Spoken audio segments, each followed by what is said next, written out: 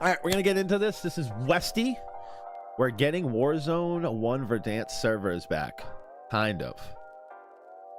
We'll see. We'll see. I love Westy's videos. He's great. Call of Duty released a Big Bertha truckload of information with the reveal of the Verdansk Season 3 roadmap and blog. A huge wave of updates, new features, and gameplay changes to get through. The roadmap and blog are absolutely stacked. In this video, I'm going to break down the most important changes that you need to know about. From fresh movement updates, yes, you heard that correctly, to major... I don't know. I've been hearing people on the TL not liking the movement. They don't want it to mess with the Omni. Some don't care. It's funny. People just get so mad in the community. The COD community, they just... a bunch of bitches. OG features making a return. Me included. This season is aiming to shake things up in a big way. It looks like it could be a turning point for Warzone, but the big question remains, to give up. Will these changes be cats enough to bring Warzone back to greatness? Too many cats. Let's dive in and find out. Okay, let's start with what I think is the most important and game-changing element of Verdansk's return, a fine-tuning pass for Omni movement. There it is. Opinions are already split on whether Omni movement has been a good or a bad change for Warzone, but the developers appear to have recognized that, and in the spirit... I can care less. Give it to me, don't give it to me. I honestly don't really care. I mean, honestly, I just say go back to the original movement, which everybody liked, which was Warzone 1. Why can't we just do that? How about that one? Of returning to the original settings for Warzone, we are getting some changes. Now, whilst the core idea, which is obviously giving players more movement freedom so they can sprint in any direction, they can prone dive, they can slide in any direction, that core idea is going to remain.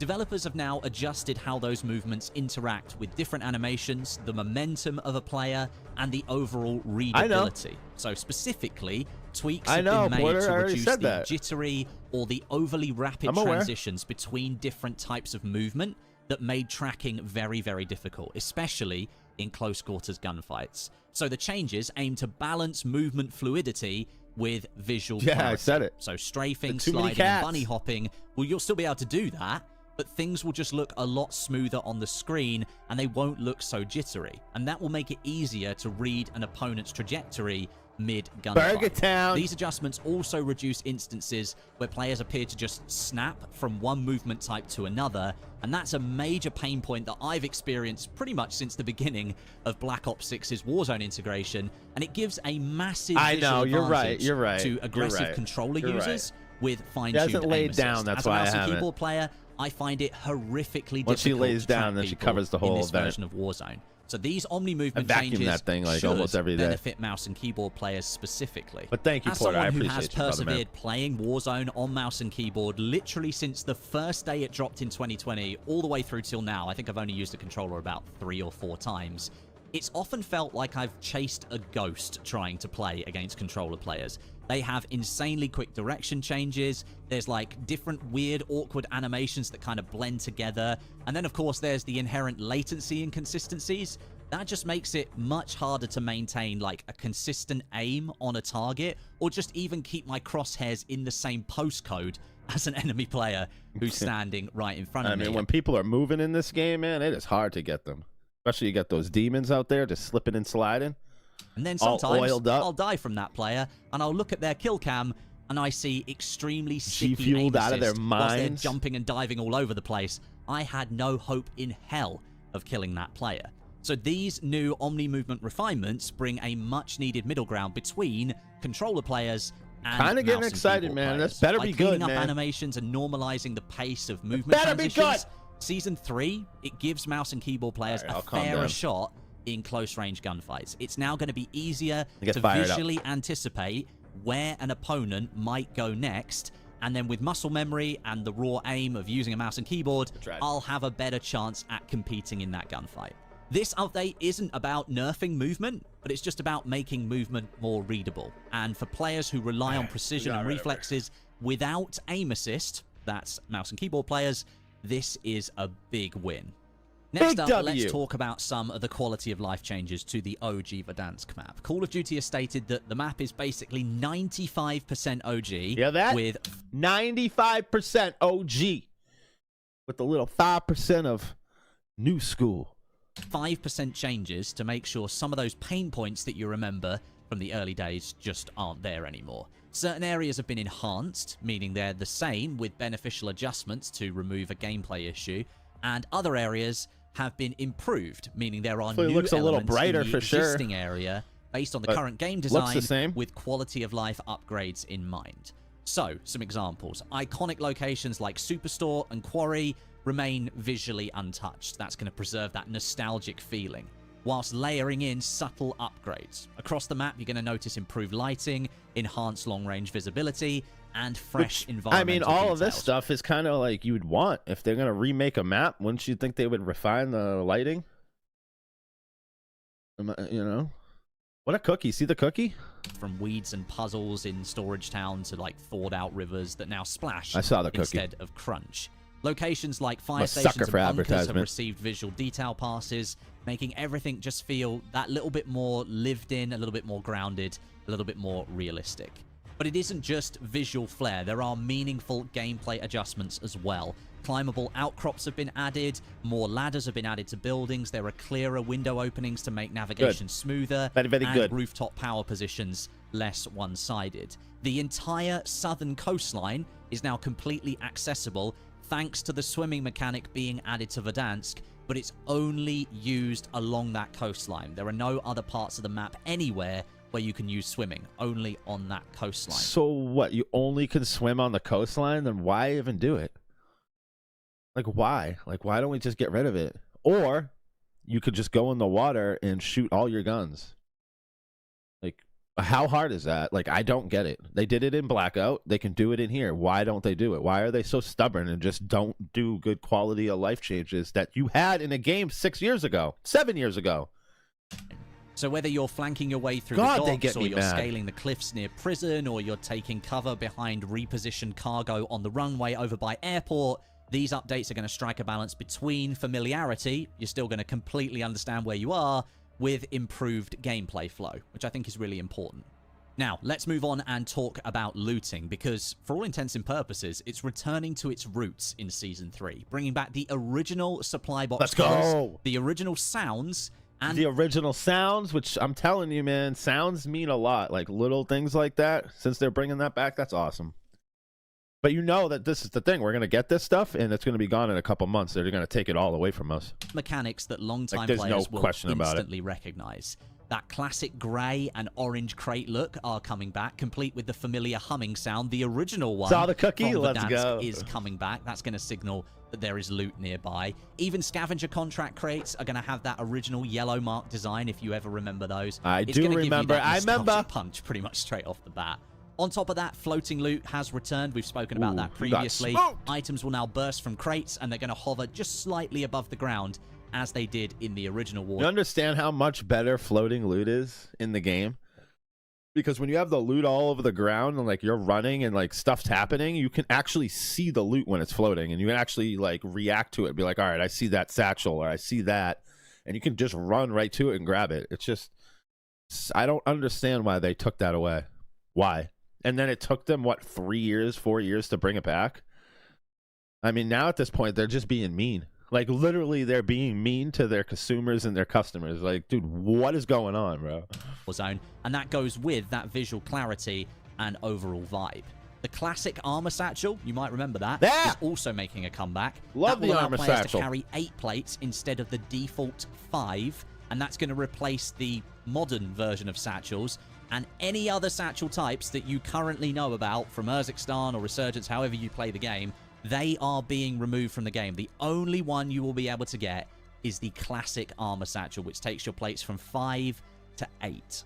And whilst I said for all intents and purposes we're going back to the original version of looting, there are a couple of modern touches that are going to remain, like those darker blue reusable supply boxes that refill throughout Warzone matches, so you're kind of getting the best of the old and the new systems. Now, these changes, for me, they go beyond mechanics. They tap into that muscle memory for veteran Warzone players, from the sounds and the visuals of the loot crates all the way to the gear spilling out on the ground in front of you. It sounds like everything has been carefully tuned to make it feel like the Verdansk you remember. So whether you're cracking open your first orange crate, the game's not going to feel the same. It better feel better.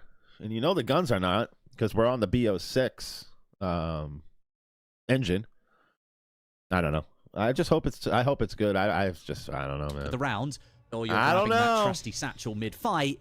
It's these small details that I think the developers have worked on to really try and make this feel like you're back in March 2020.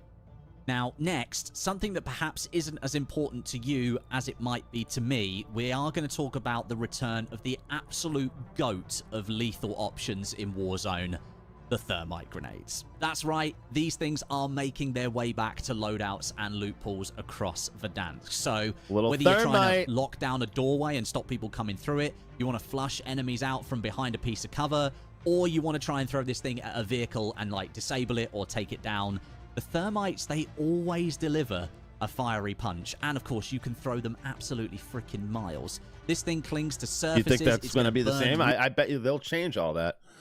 Guarantee it. When the thermite comes out, it won't be as strong. Can't throw it as far. Guarantee it. I'm guaranteeing it right now. Really intensely for that short duration. They won't. Trust me, dude. All the fun that you used to have, they're not going to let you have it. The damage over they're not time, that type of it just makes people studio. panic. They're not. And most of the time, you're then going to end up with a wounded enemy player in front of you, and you can take them down with your weapon. It's also especially effective against vehicles, as I mentioned. I think it's absolutely clutch for disabling transport vehicles or just catching a squad off guard during their rotation. And for those of you that have followed my channel for quite a while, you already know how much I love the thermite. So hopefully we can bring back those OG Warzone vibes, throwing thermites from bloody miles got away the finals, and man. landing shots on players who've got no idea what's going on. I really hope we can deliver some of that again. Now, something that we spoke about last week that was a rumor at the time has now been confirmed. Vehicles are making a proper return in Verdansk. Bring the vehicles back. Rebalanced selection Hashtag bring back vehicles. A more grounded, tactical flow across the map. Come on! 5 classic vehicles are returning here. All of them have been carefully tuned to bring try them back and emulate the spirit of the original Warzone. It wouldn't be the regular Warzone if they didn't bring back the helicopter. There's a lot of stuff that they have to bring back, which they are. So, I mean, so far, what I've heard and, like, with everything he's saying, like, I mean, it's all promising. It's just, I just don't know how they're going to execute it. And is the servers going to be right? Are cheaters going to be at the highest level we've ever seen? Like, good chance. Zone experience. The OG helicopter is back as that ultimate squad mobility tool. It offers fast rotations and the potential to turn the aircraft itself into a flying weapon. On the ground, the cargo truck returns as the tank of the bunch. It's essentially Big Bertha 2.0. It's slow and heavy, but it's got amazing survivability and the flatbed for cover or quick transport. You can get an entire squad on the back of that thing. The LTV, that's going to replace the SUV. Yeah, I'm as sad as you. No blue Land Rover skipping through the hills of Verdansk anymore. I might even shed a tear. But for all intents and purposes, it's going to operate exactly the same way. It's going to offer a balanced mix they're not of bringing speed back and like all of the vehicles. And it's going to be agile enough to get you out of some of those tighter situations.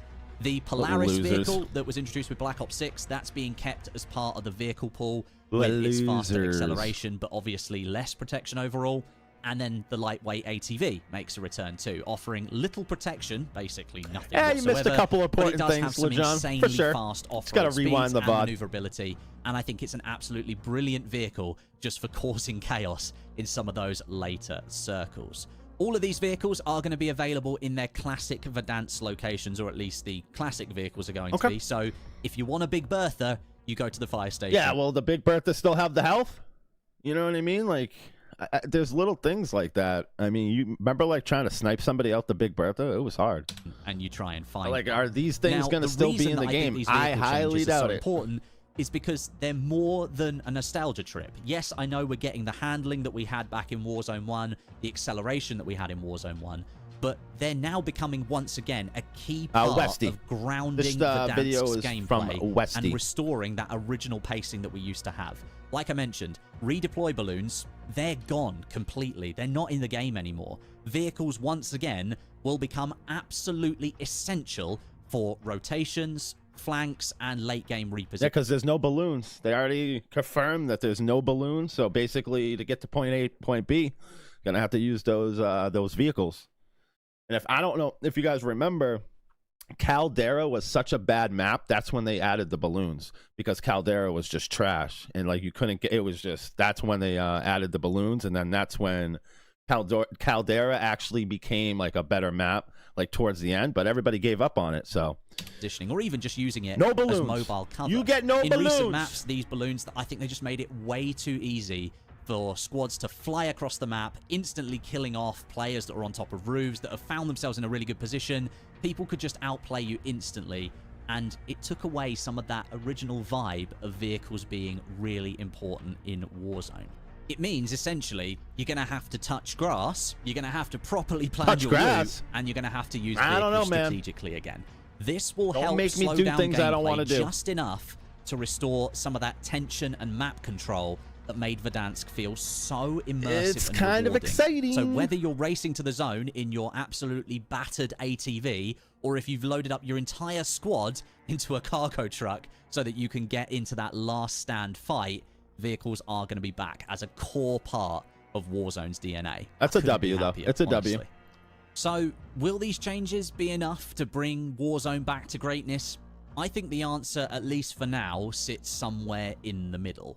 There's no denying that the Warzone development team have crafted something special here. Shots. From the return of Verdansk and its rebalanced oh my god, the baby sensor, throwback looting, the baby monitor, equipment, movement adjustments, and the layering in of the original weapons, this update clearly aims to recapture the magic of 2020 Warzone. For long-time players, I think it's going to be a trip back down memory lane where the game felt fresh, it felt grounded, and it just felt full of potential. It was that. I just hope that we get on this game and we can get that little feeling. Obviously, that nostalgia, but like hopefully the game works, the servers are good, like, and it feels good because there's going to be a lot of players on it. So hopefully, like, lobbies ain't, dude, it's going to be sweaty. Because you don't understand, it's been, what, 5 years? And everybody's so good at this game. Everybody's a demon. So it's just going to be a different ball game when we jump into this map. But let's hope, man. I need some friends. Anybody in chat that got like a .22 KD? You can play with me day one. Real sandbox experience. And for newer players, it might finally deliver Put you on the list. Warzone that they've only ever heard about. Maybe they didn't experience Verdansk. This might be their first time. But the real question is whether the foundation beneath these updates is strong enough to support them. Cheating continues to be one of the biggest issues plaguing Talking Warzone. about it right now, Jack. And despite the rollout of the Ricochet anti-cheat a few years ago and all the updates that it's had, its effectiveness has been inconsistent at best. It's weird because it's like they shut down all these accounts, but then they slowly come back. And it's like they're fighting, like the cheaters are fighting, and then like Call of Duty punches them back, but then the cheaters end up always winning. And it's like they give up. It's like, oh, whatever. And then they go in the dark. They don't talk to us on Twitter. They don't have any blog posts. They don't do nothing. And we just sit there with our freaking shit in our hand. And we take it, man. Like, it's just ridiculous. Like, that the fact that, like, we keep coming back to this game and they keep doing this and taking features away and doing that, and we just keep paying for the black cell. Well, I don't pay for it, but you guys do. Hacks, aimbots, I know you guys do. Account sharing, it all remains far too common, You're especially the problem. in higher skill lobbies. Unless Ricochet sees a serious overhaul or maybe even a new version entirely, all of these exciting gameplay changes could be undermined by bad actors just ruining those matches that you want. Oh, look at that gun. Look at that iron. Persistent server issues, what sometimes an iron. shaky communication from developers, and that ever-present risk I want to shoot that gun again. Untested features being forced back into Warzone without some form of community input, and there's still a lot that could go wrong here. That said, there are signs that Warzone might be entering a new chapter. It has potentially one where it's finally treated as a standalone product. So the first thing with the standalone product, it's the first thing that they did, which is they're changing the Omni movement, which is going to be changed from the actual base game, the multiplayer. This is the first time that everything's like something in Warzone is going to be different than the actual multiplayer. And that's a good sign that it looks like they're going to start separating the multiplayer from the Warzone, which we need. We have to. And if we don't, I mean, this game's going to be cooked, man. The 24-hour offline window on April 2nd shows just how significant this update actually is. Oh, it's big, huge, ginormous. Ginormous. Of Omni movement settings from Black Ops 6, the return of classic Modern Warfare 2019 weapons, and the revision of so many core features back to their original forms. forms. What a grenade. All of this suggests a shift towards Warzone becoming its own thing, not a bolt-on to the latest Call Oh, what of a Duty snipe. title. Oh, my God. Whether this marks a true return to form or just a brief nostalgia wave, that remains to be seen. But for the first time in a long time, Warzone feels like it's got a real shot at finding its identity again. Thanks very much for watching, guys. Subscribe if you haven't already. Drop a like on the video if you enjoyed it. Yeah, you go check out Westy. I will be putting his links all in the description of this video. He's a great content creator. He makes really good videos. Well-spoken. He speaks a lot better than I do. And he's got a great voice. But yeah, check him out. I'm excited. I'm getting pumped. I really am. The closer we get, I'm getting excited. I want to like this game. I hope it can be in the rotation. I want Warzone to be in my rotation when I stream. Will it? I don't know. But I'm for it. I'm for the comeback. I'll be there rooting it on. But I'm telling you right now, if the game is crap, I swear to God, I'm going to let you know, dude. I'm going to freaking uninstall this game and I'm done. I am done.